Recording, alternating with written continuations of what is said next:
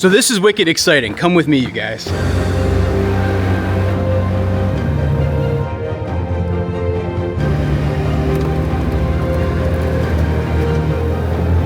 Guess who's back?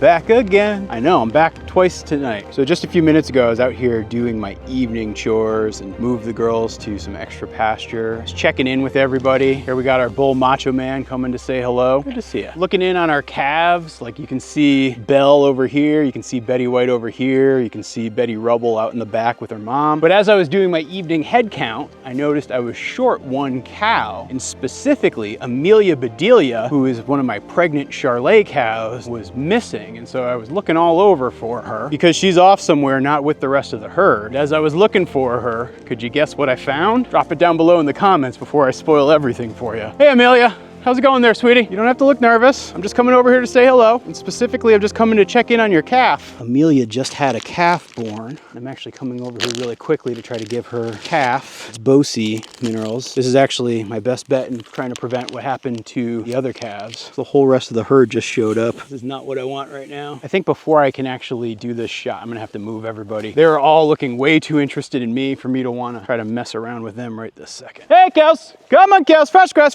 come on, let's go. Who wants fresh grass? Who wants fresh grass? Come on. Up. Let's go. Come on. Everybody over here.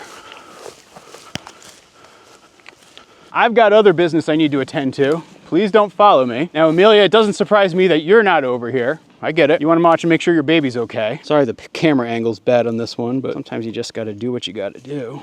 Here we go. Just wanted to give you your shot. Let's see. Are you a boy or a girl? We got ourselves another little girl. Okay, sweetie, that's it. Why don't you go back to your mama? Go back to mom. It'll make mom so much happier. Here, you know what, mom? I'm gonna cheat this fence just for you. Go back to your mom. Go back to your mom. You can do it. Come on, you got this, little one. Go. Come on, go back to your mom. Come on. Oh, you're sweet. You're affectionate. You let me rub you? Okay. I'd love to see you drink from your mom, though. Come on. You go back to mom? Oh, would you look at that? That's adorable. She's hanging out with her aunt. Got the whole rest of the herd here to greet her. Like one big party. What do you think, Ariel? We're gonna have to come up with a name for this little one. What are we gonna name her?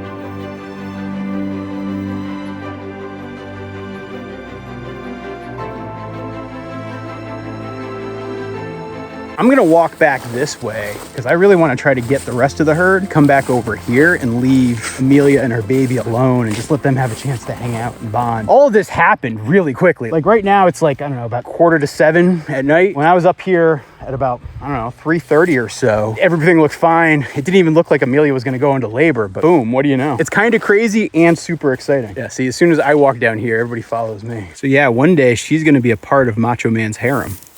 It's actually kind of exciting. Meet your second wife! And this is the only show where happily married men get a chance to meet the person who will one day become their second wife. You can see the mom licking off the umbilical cord right there. Tomorrow morning, I'll probably come through with some iodine and wipe it a little bit just to prevent infection. But I didn't want to do it right away because I didn't want to repel the mom from wanting to lick her like this. This is an important part of their bonding. And so I didn't want to do anything to mess with that or monkey with it. I want them to form a bond. You know, it looks like she's starting to bond with Macho Man a little bit. I think Macho Man's a little excited because it's now a new open cow. Whoa. I think the courting ritual is going on between Belinda and Macho Man. And actually, when this is going on, you gotta like stay back and be very, very careful because it's very easy to get hurt in this type of situation. I don't think either of those two animals would actually try to charge or hurt me, but I could easily get knocked over or hit onto the ground and stomped by accident while they're jousting with each other. And so you gotta be wicked, wicked careful with all of this. So Joey Ramone is Belinda's sister and Macho Man trying to be her new boyfriend. Look at Amelia. Isn't she a beauty? Look how good a mom she is. She's staying real close with her little one, eating grass. Probably not even eating the best grass because everybody else is over here with the fresh grass over here. She wants to stay close to her little one, keep an eye on her, and that makes me super, super happy. What you doing there, Belle? You eating a stick? Why don't you go eat some grass? Tastes way better. And we got our two Bettys, Betty White, Betty Rubble. So I do feel like I have a little bit of a decision to make with this one in terms of her name. Again, as I was saying, her mom is Amelia Bedelia, and since she's now a second generation on the farm, she gets a B name. Part of me is thinking that I go with another Betty name, so I have three Bettys, so I was actually thinking maybe she gets called Betty Boop. But I'm also thinking maybe because this video is going to go live, I think on the 4th of July, even though this is all happening a couple days before the 4th of July, and so maybe Betsy Ross would be appropriate. I'm not gonna try to make that decision tonight, but what I am gonna do is head back over to the house and have some dinner and probably go to bed, but I'll be back out here in the morning and we can check and see how Mama and the baby are both doing. So adorable. Don't worry, Mama. I'm gonna be nice to her. I hope you have a good night.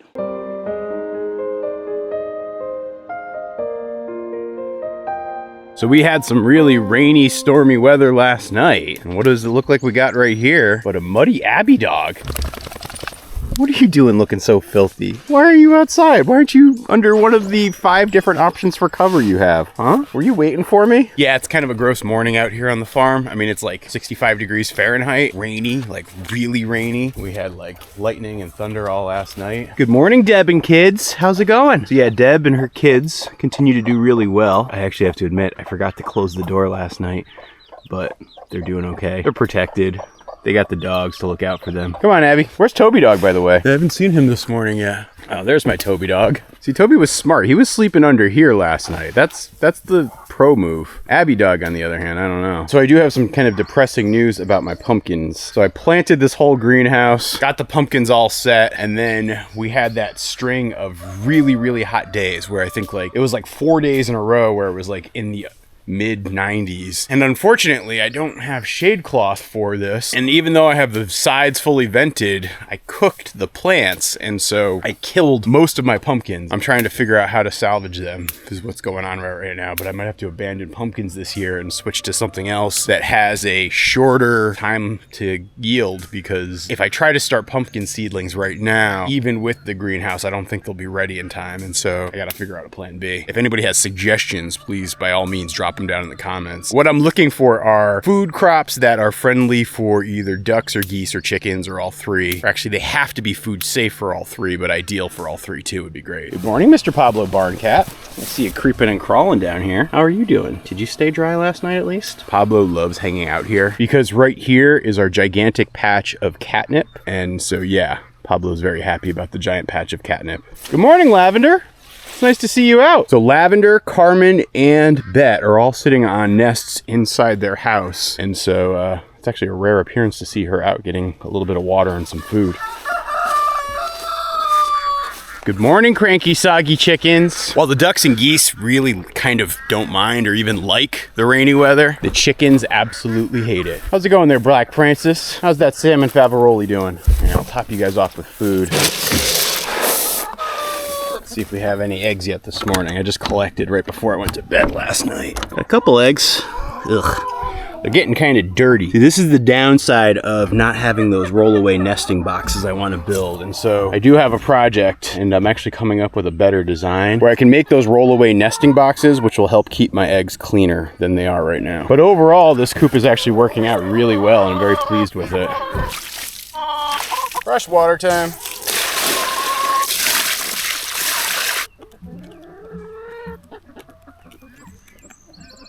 Let's check in with the ducks and geese. Morning, ducks. How's everybody doing this morning? The ducks always come to greet me as soon as I come through the gate because they know that that means food is on its way. You coming with me, Abby? All right, where's Toby? Oh, he's back there lollygagging and peeing on grass, if you can see him with the mega zoom. Toby, Toby, Toby. Hey, it's Toby dog. Good job, buddy. Good morning, Alice.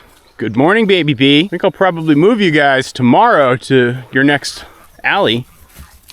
Abby dog, hey, no, come. What have we been working on? Hey. Yeah, in case folks are wondering, I've been working really hard with Abby to kind of almost retrain her. I'm actually going back to using her vibrating collar as a signaling cue, which is helping, and she's getting better again. But yeah, it is disappointing how much she regressed from where she was last summer in terms of being much more chill around the cattle. I will say, when I showed some of her behavioral miscues, in a recent video, and some of the negative comments I got about her specifically, I gotta admit, that kind of made me feel a little bit bad. For everybody out there who's saying she's not a livestock guardian dog or she's terrible at her job, I kind of agree with you. Like, she's not a very good livestock guardian dog, but she's the dog that I got, and I do love her, and she actually does make a good companion dog. And so this all kind of roots back to why I made the decision, gosh, what is it now, almost 2 years ago, to get her fixed and not let her breed, because I don't think she has the livestock guardian dog instincts. But that said, I do like having her around here on the farm, and she makes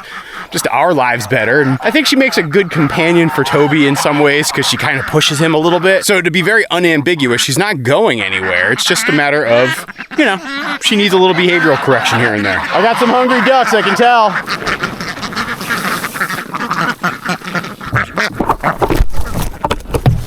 So the other night, we had such bad rain and windstorms that the cover of the food thing got knocked off. So I'm giving them actually extra food, probably about twice as much as I usually would, just so I can use that stuff up, let their barrel dry out before I put more fresh food in there. You know, one of the biggest risks you have with storing feed for pretty much any animal is, you know, mold. And so making sure it doesn't stay wet for too long and doesn't sit in there is really important. And I'll have to just dry that out before I can actually put in more new fresh feed for them, so that we don't have mold problems and my birds don't get sick.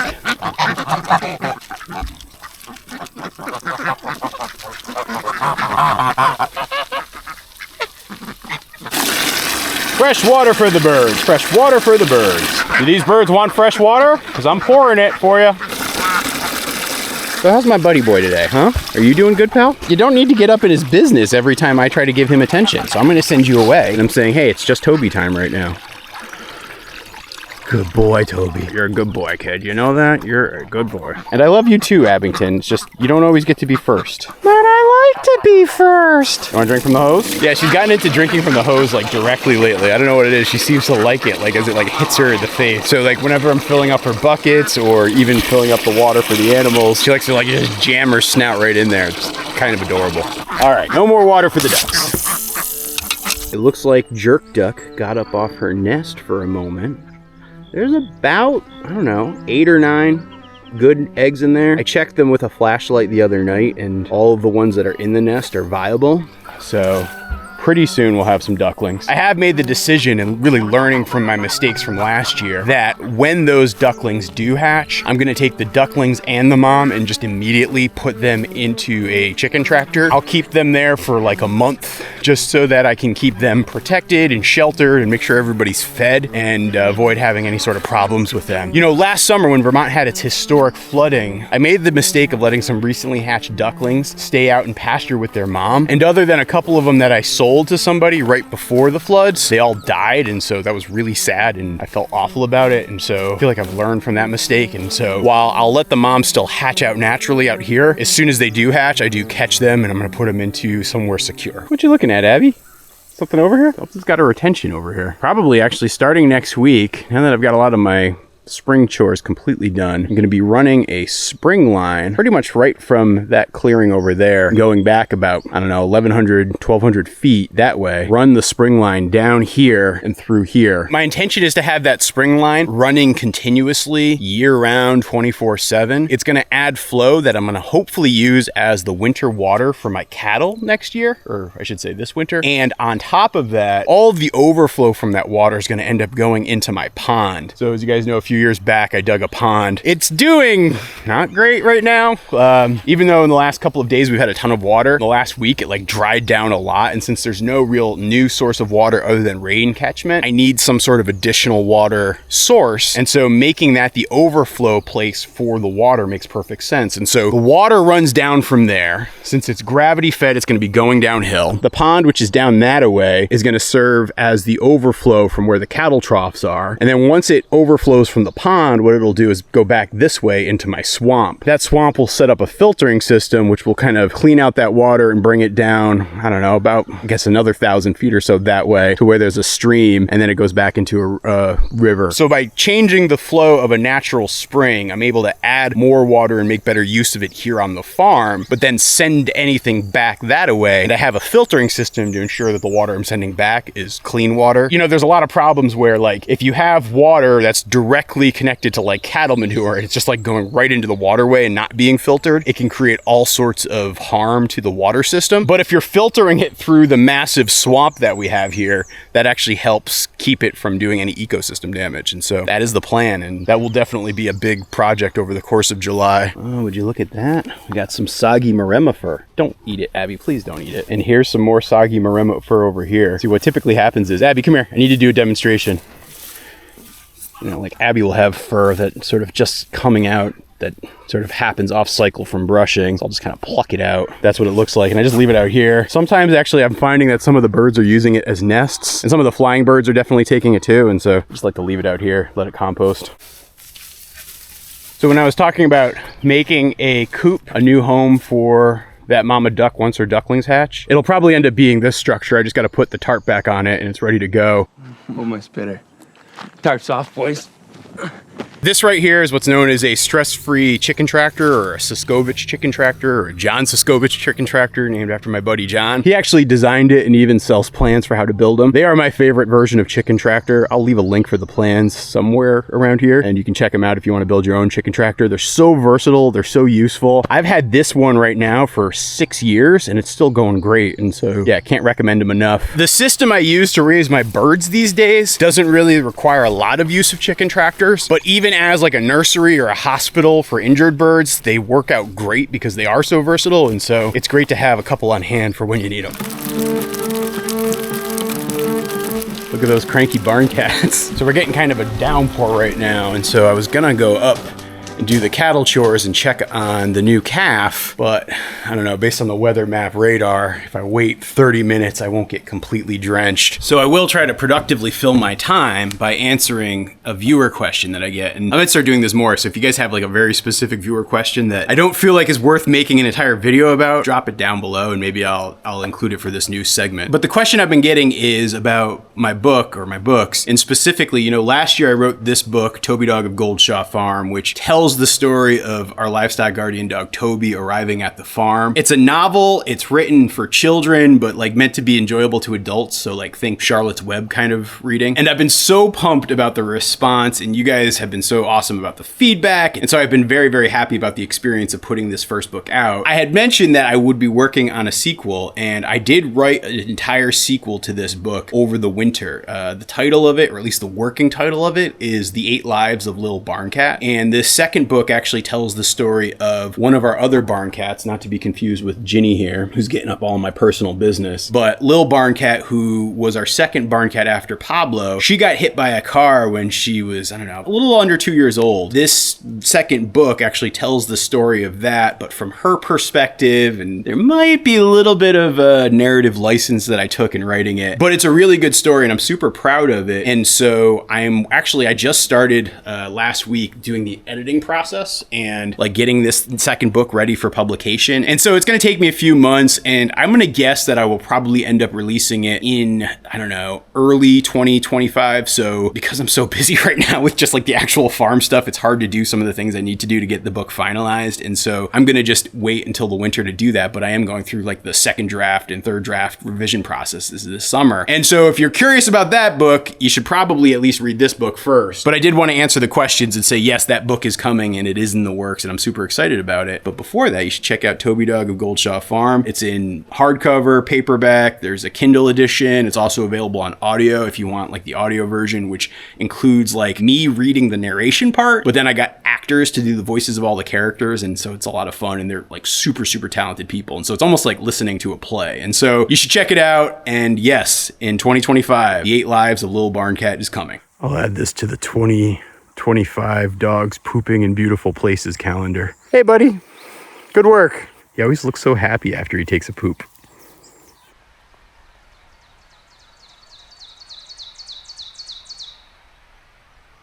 Good morning, Calves. How's everybody doing this morning? Good to see you, Astrid. Good to see you, Amelia. How's it going, Betty White?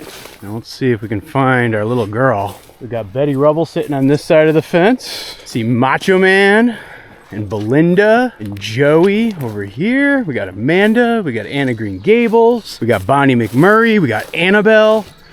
We got Belle hanging out with her mom, Ariel. See our boss cow, Audrey, in the back there. Not seeing our little one though. Of course, this isn't cause to panic just yet. You know, typically when they're this age, they like to hide a lot in the tall grass and sleep a lot. I will also admit, whenever it's like, oh, where is she? It does make you like a little nervous. Amelia passed the placenta, which is a good sign. So unlike a couple of my other cattle, she did not decide to devour it. I'll actually want to clean it up so we don't attract coyotes. I guess I'll use this search party as an opportunity to set up the stakes for my next paddock. Hey Betty, have you seen the new little one? I'm looking for her. I can't see her. She's hiding out over here near you? No, doesn't look like it. Where could that little one be? Okay, now I'll admit I'm getting a little concerned. Little calfling, where you at? The rest of your family's all here, but I don't see you. It's so funny how the human mind is so quick to immediately jump to the worst case scenario. I guess the worst case scenarios that my mind is jumping to right now are maybe she just got sick and she's dead somewhere in the field, or maybe, I don't know, a coyote got her. I guess those are the only two real major scenarios I could be afraid about. I feel like the coyote scenario, even though I heard some coyotes last night, is unlikely because the whole herd is right here. And if there was like a disruption like that, they'd be scattered all over the pasture and there'd be way more chaos that I'd be coming to. And I wouldn't even be finding like the placenta like that. So I think that's unlikely. She seemed really healthy last night, and weather-wise, even though it's been raining, it's actually been very warm. So generally speaking, that wouldn't have me too worried about her. Where is she? Oh, whew. All right, there she is. Hey little girl, how you doing? Hi, you just hiding here? Are you doing okay? Feeling good? Aw, can I get you to get up? I see your mom's coming towards us. She looks a little concerned. Let's get you back with your mom. How about that? Because I'm gonna move everybody to fresh pasture too today. The whole herd is now coming over here, and they all have a significant look of concern on their face. Her mom's that white cow at the end. Audrey, the boss cow, is the kind of first one to come over here. But let's see if we can get her up and moving. Come on, little one. Rise and grind. Let's make sure you're okay. Come on, up, up, up, up. Wow, you are already a big girl. And you're a little stubborn. Oh, there you go. Okay, she's reunited with her mom now. I see you get a drink too. I just want to see you drink some milk from your mom. That would make me super happy. Let me know that everything is looking and doing good. Bonnie McMurray, what are you doing over there? You should leave her alone. Let her be with her mom. Bonnie, I'd like you to back up. Let them have some mother-daughter time. Okay, let's move all of these guys. I'm sure this will make everything easier. It's always so cool to me how they follow just like this. I feel like I've made progress over the years working with the cattle, because when they first came to this farm, it was not like this at all. Come on, gals, fresh grass, come on. Come on, girls, let's go. Fresh grass, come on. I know, every 12 hours you get some fresh grass. Isn't that exciting? That's why it's so good to be on this farm. Come on, Macho Man. Lead your ladies to fresh grass. Joseph, you can join them. Everybody, come on. Let's go, girls. Sassy Belinda, I see what you're up to there. You better go. Okay, so this is a much better scene. Yes, I like to see them just hanging out by themselves. That is quite picturesque right there. Oh, she's even starting to play with her new friends. I don't know if any of them are related. Like, I think in theory, Betty White and the new calf might be sisters. I don't know, the farm that they came from, they have like 3 bulls going, so they might not be. And given that Betty White is pure white like that, and the new calf is brown, has me probably guessing that they might not, I don't know, they're probably not sisters. I know that Betty Rubble and the new calf are definitely not sisters. But yeah, you can see Mom guiding her calf to where she wants it to go. That's actually pretty good. I gotta take down the rest of the fence line though. Now, ordinarily I would just take down the fence for a moment, let them through, and then I would put the fence back up. But because we have the bull up here now and everybody's still getting used to each other, and we now have a mama with a new calf, I'm just gonna let them have access to this part of the pasture for a second day. It's not really that big of a deal. They've got so much grass to eat right now, they didn't really chomp it down too far. Probably the most prudent thing to do to avoid any conflicts is to just give them a little extra space today. So that means we gotta pull down this line, undo that.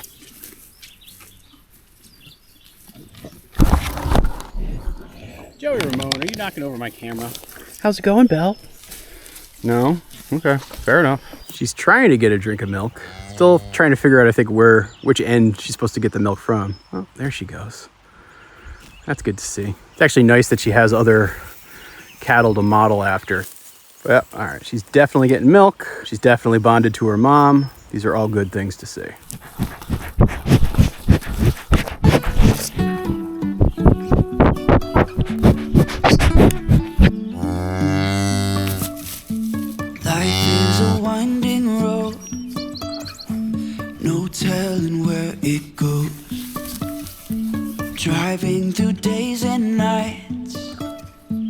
won't stop for traffic lights. And I really wanna know, if I will ever figure out where the road goes. Even if I'm falling down, I will keep on searching for my highs. You can say I lost my mind, I will keep on holding my head high. Even if the sky is falling down.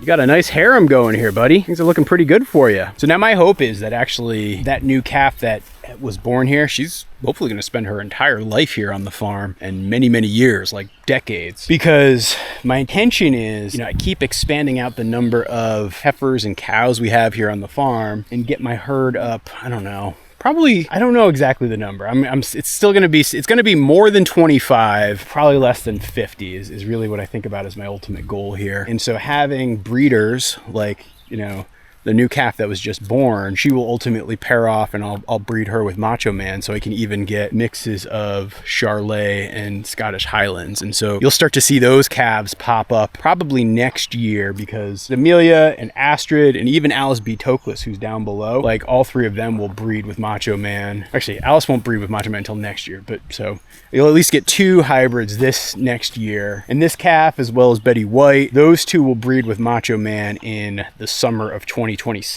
And as I've said before, both Betty Rubble and Belle, I can't breed them with Macho Man because they're his daughters, but I'm going to keep them on the farm here and just move them to a separate place next year. In 2026, I'll start to do artificial insemination with them so that I really am able to have like a whole mix of genetics here on the farm. And I think with one bull and then augmenting with AI, I actually should be in a really good place from a breeding program standpoint. So that's the current plan there. So I hope you guys have enjoyed this update from the farm. I will be back in a couple days with more. And yeah, I don't know. This is a beautiful day. I mean, yeah, the rain, but now it's just very peaceful and relaxing, just hanging out here. I hope you guys enjoyed it. I do. I definitely do.